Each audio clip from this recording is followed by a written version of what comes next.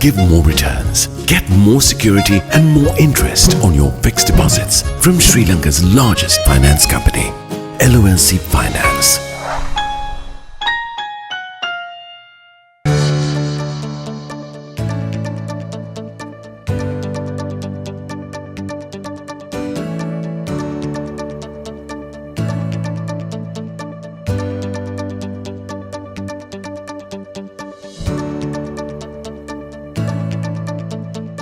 The key to quality and efficiency. Be a jewel. Professionalism is the jewel in the corporate crown. Refresh Sri Lanka for a civic-minded society. In association with 99X. LMD, the voice of business.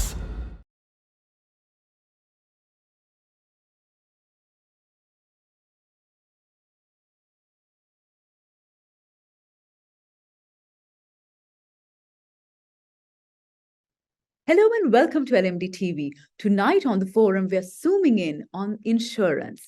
And with us, we have the non-executive chairman of the board of Arpico Insurance, Ramal Jasinghe. It's very nice to have you on the show, Ramal. Thank you very much. Thank you. Ramal, let's start off our conversation with something that is no secret.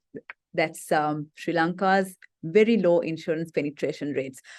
So given this inherent challenge, how has the sector been performing? If we focus on life insurance, how has the sector been performing against all the macroeconomic challenges that we've been experiencing as a country?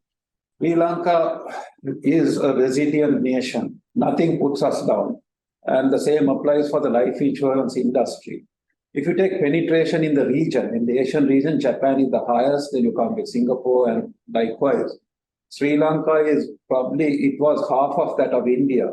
And if you take a percentage of the GDP, I think we are still below 1%. It had gone up to about, 10% of the population. And I think that figure still holds. But as a portion of the GDP, it is much, much less. Now, it's a very important statistic because your measurement of insurance penetration as against the GDP shows the prosperity of a nation and the economic stability of a nation. So, given the compounded problems that we have had economically, we would find a decline. And I'm sure there's a decline in insurance penetration. And on top of that, those who have insured probably cannot afford, when you take the basket of goods, I mean, you've got to live. You've got to go, when you go to a supermarket, their money means nothing these days.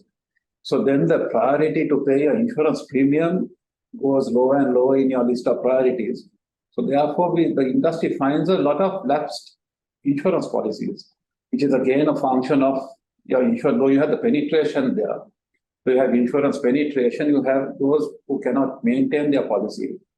So adjustments are being made. And nonetheless, with all that, insurance company, if you see the annual reports of last year, when we were post-COVID, they've done well actually.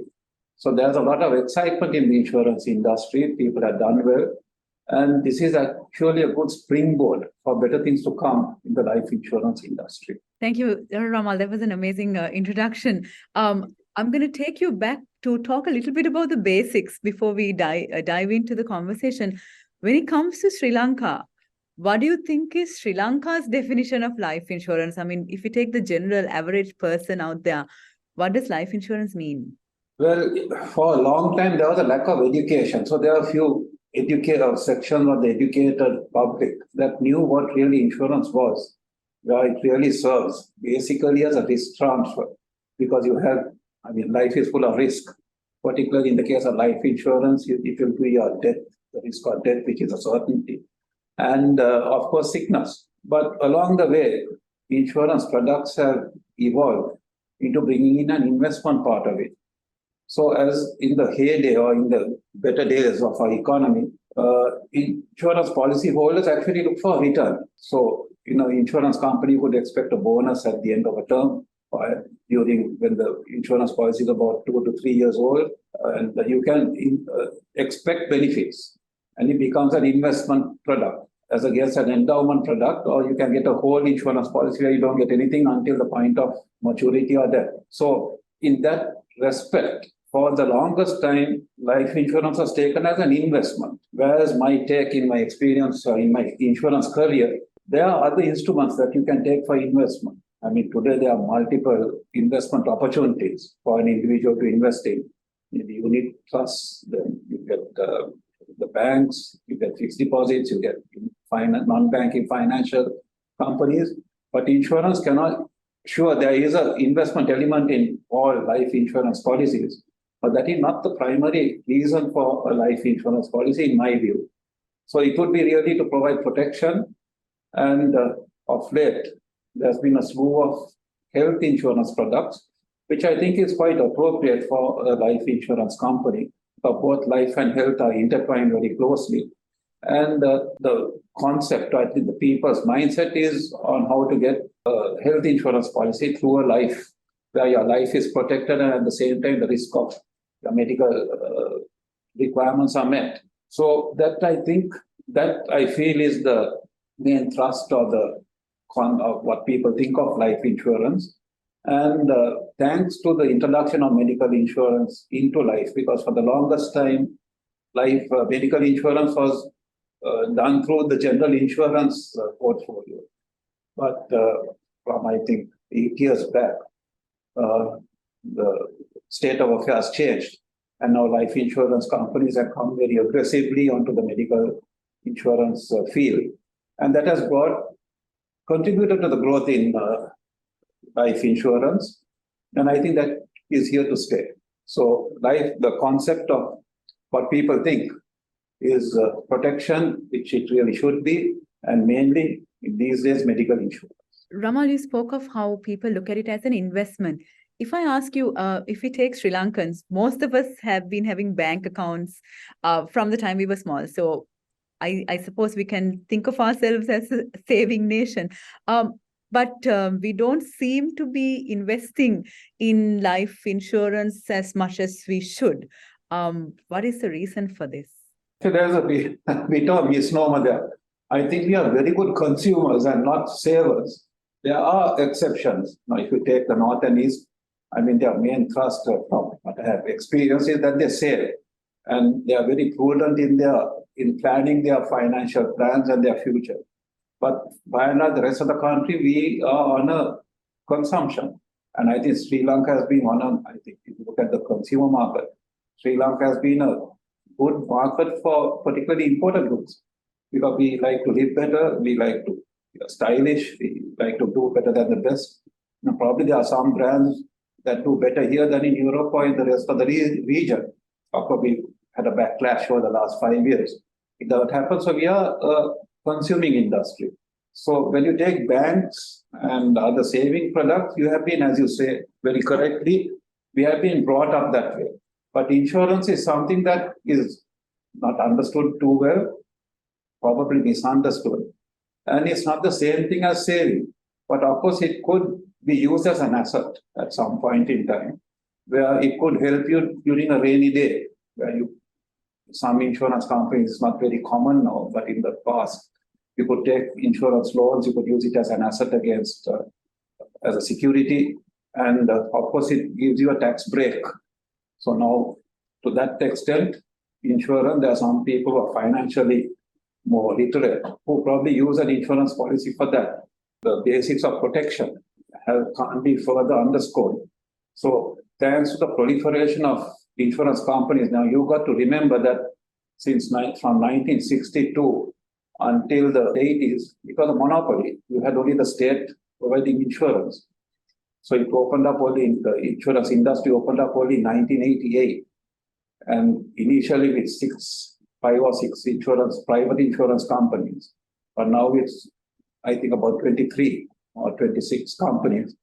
So there's a choice now. People have a choice, there's competition, and there's a lot to choose from. So it all depends on the education and awareness of insurance products and what the companies or what the market has to offer.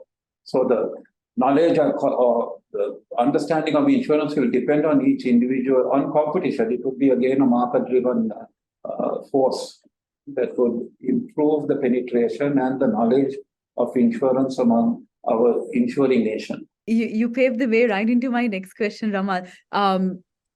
Do you think there's sufficient awareness among the public about how life insurance works? And can you share with us a little bit of basics about life insurance? For example, if you can tell us from like how the rates are determined and how the pool works, if you can share some basics, that would be great. That's a very important thing you said about the pool. Now, whenever in my career I found, particularly in general insurance, people trying to short circuit the system and claim. Some of them are genuine, and if it's a genuine claim, there's no issue at all. But if it's not a genuine claim or something that for some reason or other you want to claim, not genuinely, you affect the people in the pool because the basic concept of insurance, as they say in Latin, is uparima fides, or utmost good faith, or in Sinhala, uparima sadbhava. Now, it is that absolute trust that you have between the insurance company and the insurance consumer. So the pool has to be very strong. Now, in turn, we secure the pool by going to top-level reinsurers who are rated very highly in the world. So the security of your premium is a very, very important and vital factor in taking an insurance policy. So if a customer comes to any of us, they don't ask for it. Some of them do, but I think they should have the assurance that your policy or that your premium is well looked after. And it is important that one continues the premium, depends on the term that they agreed to, is a secured premium, and that you're sure of getting a claim, provided it is correct. And of course, there's a fair claims dispersal because you've got to be fair by the pool and the funds. And of course, you've got to remember that insurance is also a business. Right? So there are certain ratios that we look at as a company to remain profitable, because the more profitable an insurance company is, the benefit goes back to the policyholder, because by way of their bonuses and by way of other riders that we can give them to improve the quality of the insurance. So the basic underlying thing, apart from utmost good faith, is a risk transfer, because you are insured. You have no other financial product will give you a risk transfer. You put in money to a bank, you get that interest return, that's it. But if it's a risk, nobody other than insurance is the best instrument, particularly in this nation where we don't have a social security net. We have the Samudhi and the Asuma, I think, right, the new one. But that's for very select poverty alleviation schemes. But by and large, unlike in more advanced economies, but even the welfare state is collapsing where you look at it. So insurance, I believe, is the best alternative to protect one's individual aspirations. So let's say we have a customer who wants to protect his aspirations and considering a life insurance policy. What are the critical factors that you would advise him to look at? And of course, how can we help customers determine whether it's worth the cost or whether to opt for a whole life insurance or term life? How can they take these decisions? The issue is, as I said earlier, life insurance is sold and not bought. Hopefully, I think down the line, probably we'll handle that, is how does the generation X, Y, Z handle these, right?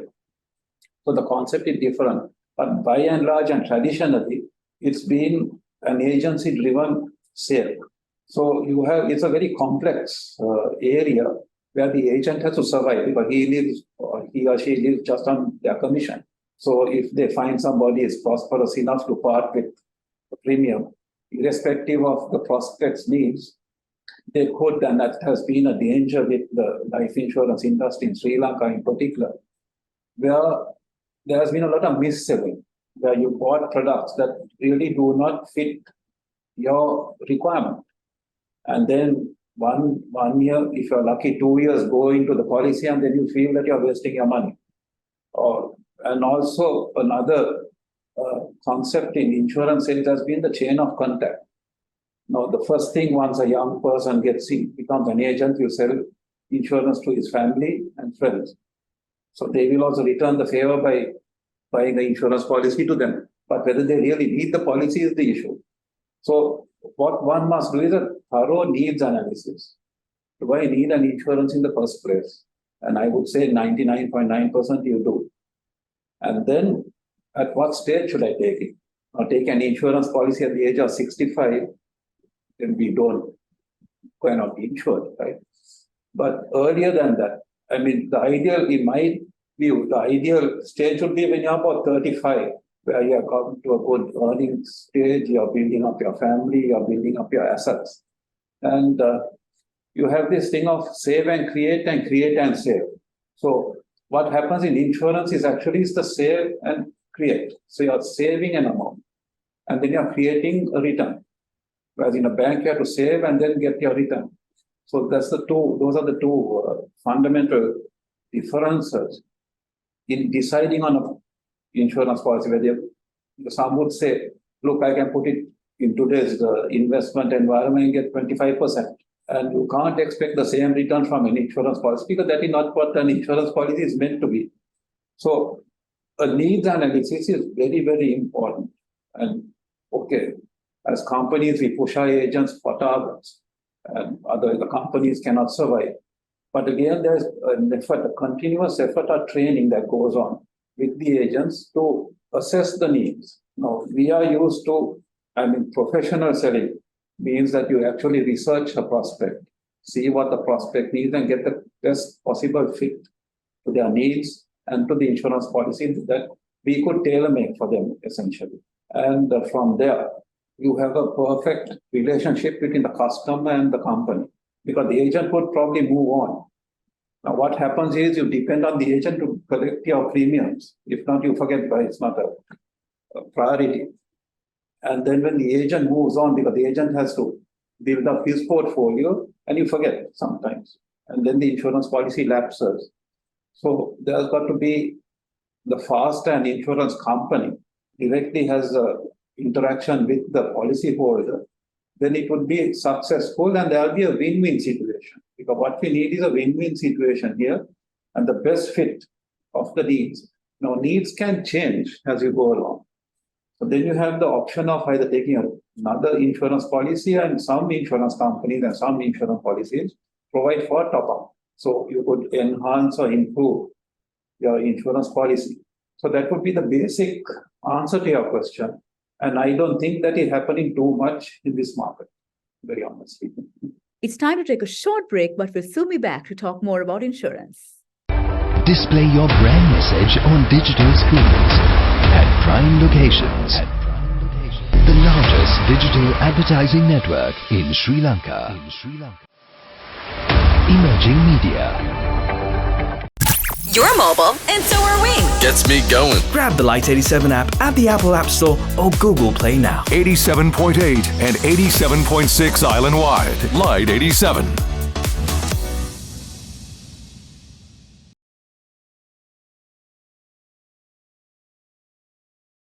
Welcome back to the show. We're talking to Ramal Jasinghe, the non-executive chairman of the board of Arpico Insurance.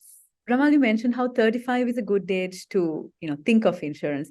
But if we look at the younger ones, a little Gen Z, where all the buzzies, how can we get them ready to start thinking of insurance when the time is right? Now, that's a very, very interesting question because the Gen Z does not think, and I assume that you're Gen Z, right? So does not think in that way, right? I don't need details. I'm not selling insurance. But anyway, the Gen Z is a very information-driven generation and a much more informed and educated generation than the baby boomers or whatever you had before. So there's a lot of hope. Now, you cannot sell insurance to the Gen Z in the conventional agency-driven method. It may work because if the Gen Z's parents were used to them, probably they would support them in buying an insurance policy for a time, and then probably that would either lapse, or if that individual is insurance savvy, would continue it. But this is a challenge that the insurance companies have. For one thing, the conventional distribution methods would change from the door-to-door or to a face-to-face to a more IT-driven, information-driven distribution strategy. And along with that, the conventional products will not hold in that platform. So you've got to change. So one of the suggestions is you probably have quick, instant products where you could, under the life insurance requires a lot of underwriting, where you got to know the credibility of the person, the health condition. If somebody has a congenital heart situation, even a Gen Z could have it, and they could bluff the system and by the stroke of a key get insured. Now we've got to be careful over that, and what we call anti-selection. We've got to be careful over that. So irrespective of those, we could have products that would take you to step one, okay, are insured. And then at some point in time, you might need to have a face-to-face interaction with the company to go to a, not the present distribution pattern, but a blend or a hybrid distribution strategy or method where you could reach them. And I believe that more and more, because, okay, a lot of Gen Zs do not, like what we did long time ago, look for jobs. A lot of them are self-employed. A lot of them are self-dependent financially. And they are very protective of what they earn because it's hard-earned money at the end of the day. So the insurance industry and the companies should be aware of that and open out to the needs of the Gen Z. Now I can see that being a marketing person, I can see that happening in the field of marketing. The conventional modes of advertising have changed drastically. And sometimes I would be lost if I were asked to run a campaign. What is the campaign? Do I go to TV, press? The current classical way of TV, press and radio is now not relevant. So like that, you would have newer methods of marketing, newer methods of selling, newer methods of distribution, and newer products. So this has a huge demand on insurance companies to innovate. So I'm very optimistic because if you take the number of mobile connections in this country as a statistic against the population, I think we have more mobile connections to the population. So that means that an individual has probably 2 or 3 connections. Now that is a huge opportunity for any industry and particularly for the life insurance industry. We touched on this before because maybe we were talking about different customer segments. But if we look at Sri Lanka as a whole, coming full circle, if we were to boost our game to be on par or at least closer to our regional neighbors, what should we do to really penetrate the market and spread awareness? Actually, I have hope in the Gen Z because their incomes are flexible and they are, I can see an upward trend rather than a downward trend. If you take a usual conventional business cycle, you have its ups and downs. If you take an individual wage earner, his priorities change and he'll have more pressing priorities than insurance. So I think an enhanced targeting should go towards the Gen Z. The future of life insurance would be the Gen Z and on innovation, how we innovate, and of course, education. Now, I know that in school, in our local curriculum, I think in the commerce stream, if you do economics and the O-levels, that we are given an inkling of what insurance is, but not an in-depth knowledge on it. That's not expected. But again, as a nation, as a culture, if we can move away from, at least leave a portion of our consumer habits to savings and think of the future, because I think you can relate to it more than I. I mean, the moment you have a carnival or a nightclub or something opening, it's sold out, right? That's good. It happens all over the place. But again, I mean, you've got to be prudent on, okay, if you want to do this into your 30s or 40s or 50s, I need some money, right? So how do we go on? Because the concept of regular employment, I would see diminishing. One would not depend on a salary. So I think that could be the future and a more entrepreneurial nation. Now we are going towards that. And I think the more entrepreneurship that we nurture, particularly among young people. And I think the post-COVID was a time of reckoning, where a lot of people lost jobs, people got retrenched. I mean, I would say a revolution. So if you went to Talawattugoda or such a place, you would find executives actually selling food, and that probably mushroomed. A lot of new innovative businesses mushroomed from that. So there lies an opportunity for the furtherance of financial products. It's just that how fast does the financial world change to meet that requirement? Talking of financial world changing, we are in the middle of a crisis, and everything is fluctuating. So against this backdrop, how do you see the sector's growth projection, and is this the right time, and how can we make it the right time? At the risk of sounding boring, right? The word crisis comes from a Greek word that means judgment or time of change. So I think I would view it as opportunity. Crisis is an opportunity. Crisis is a time where, take yourself a couple of generations back, if you were living in the middle of World War II, they thought it was the end of the world, right? But so many things happened and developed in ways that people could not imagine. So I think the crisis, and I think the post-COVID is the new crisis that we have. The economic crime, particularly in Sri Lanka, we are facing a crisis, but we have come through. We are politics or whatever part, we are living. It's like you've fallen into the well, but you're still alive. So you can somehow crawl out, but you're not going to stay there forever. So I think that there lies an opportunity. And if the financial services sector remains conventional, well, it will be strangled to death, to be crudely put it, right?